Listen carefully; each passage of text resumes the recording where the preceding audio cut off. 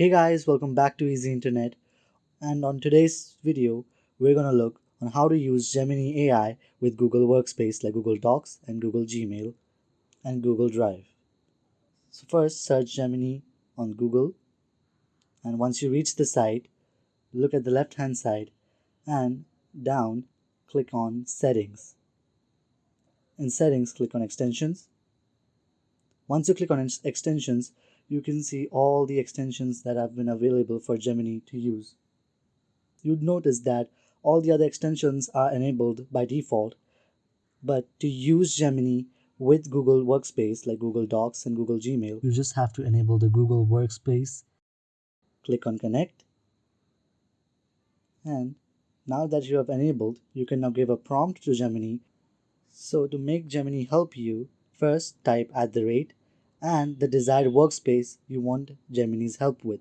For example, I'll type @Gmail and I'll give it a prompt like, for example, find and summarize mails from March 1, 2024, and I'll hit enter.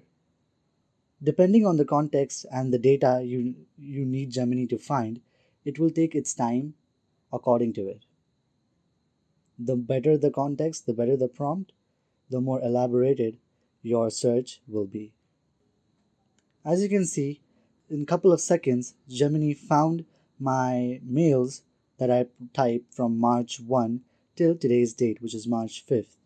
And it has given headers and given the brief of what the mail was, because I also told Gemini to summarize my mails, as you can see here. You can use the same with other apps. Just you remember that first type the address with an @ and your desired app. Now I'll use Google Docs, and let's tell the AI to summarize my most recent document. For example, here it is. It has identified my most recent document and summarized it properly for me to read.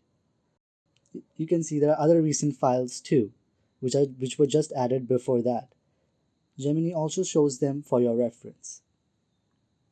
You can do the same with Google Drive. Just remember, type @ first. I hope this video helped you all and you will make good use of Gemini AI, easing your work and completing monotonous tasks much faster.